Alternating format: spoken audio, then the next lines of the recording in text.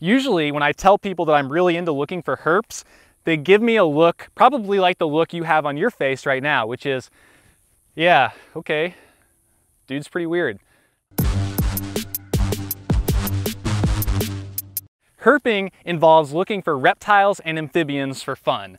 Yeah, it's still weird, but I'm really fortunate to live in Tallahassee, Florida, where the diversity of reptiles and amphibians is enormous. It's huge. And one of the ones I haven't seen really is characteristic of the longleaf pine ecosystem, and especially the wetlands found within that ecosystem. I don't know this species super well. All I know is it's really rare, it's really hard to find. But there is one person who does know this species really well, and that's who we're going to talk to today. Pearson! Hey! What's up, Peter? So Pearson, you're a herpetologist. You study reptiles and amphibians. Some people might find that strange, but what draws you to them and what draws you to this species in particular that we're looking for today?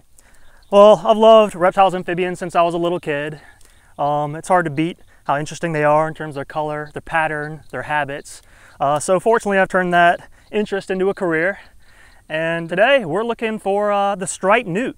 Where are we exactly? Kind of set the stage for us. We're in the Munson Sandhills, which is a piece of the Apalachicola National Forest. This area is one of the best remaining tracts of longleaf pine wiregrass sandhill. So it's high and dry habitat, but still longleaf pine wiregrass. Now you're saying it's high and dry and you're saying it's sandhill, but judging by your feet, you have noticed this is not sand. What gives? What's this kind of habitat like? So this habitat, it's a depressional wetland, and it is basically a bowl sitting on top of the sand that catches water, especially in the summer when it's rainy or in the winter when it's rainy. Unlike many other wetlands, which can be perched or separate from the underlying aquifer, the wetlands in this area are directly tied to the aquifer. And so the groundwater basically has to come up for these ponds to hold water. Okay, and it sounds like these dry up sometimes, which that's a good thing, right? They dry up frequently, especially these days. The nearby city of Tallahassee depleting the aquifer, it's harder and harder for these wetlands to fill. Okay. Walk me through what we're doing today. Absolutely. So we're targeting striped newts, and they love to live in the water, but they try to stick to areas of really thick vegetation in the water. Great. So that's why we have these heavy-duty metal frame dit nets that can kind of smash through the thicker stuff and scoop the newts out of their hiding places. All right, let's give it a shot.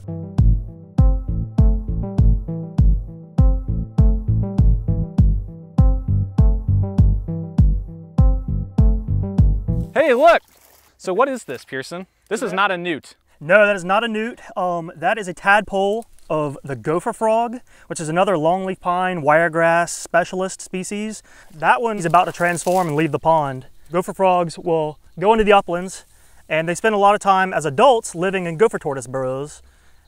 Another species. That's where they get their name. Okay. Well, this is cool. This is a new one for me, but it's not a newt. So what have you got? I've got a bunch of tadpoles of what we're currently hearing in the background, southern cricket frog. Oh, cool. The most conspicuous thing about these little tadpoles is that they have black tail tips. Oh yeah. Now is this a good sign if you find these? Does this usually mean that the wetland is good shape, bad shape?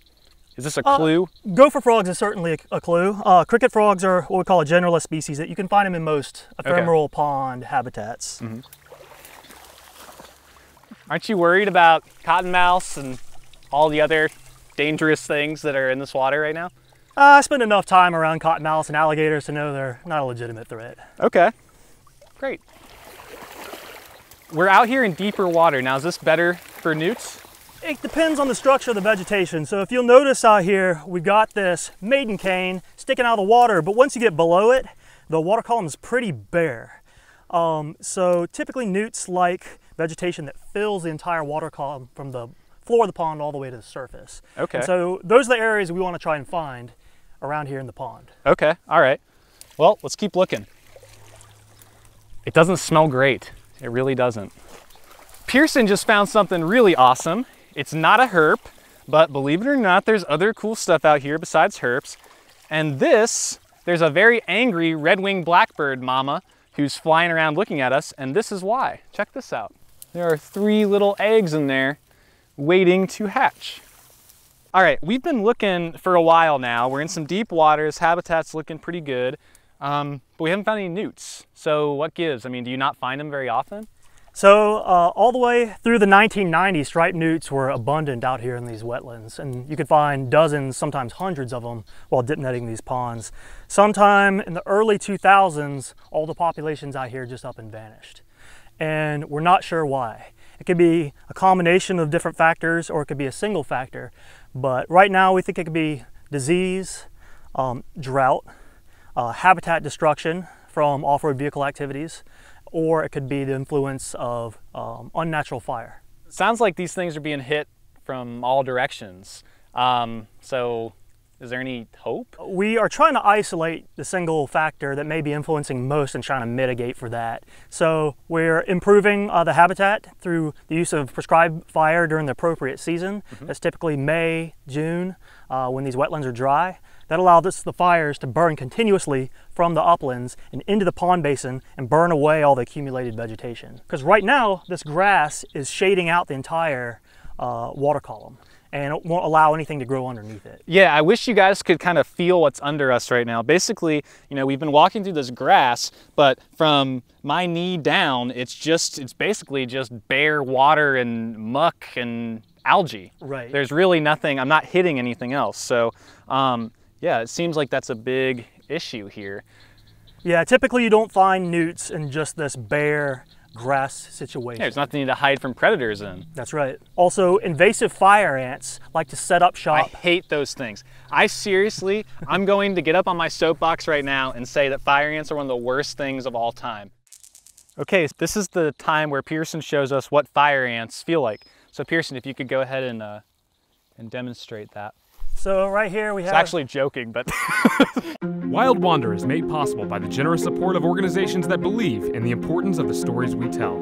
If your organization would like to talk about a partnership opportunity, contact us at info@macroscopepictures.com.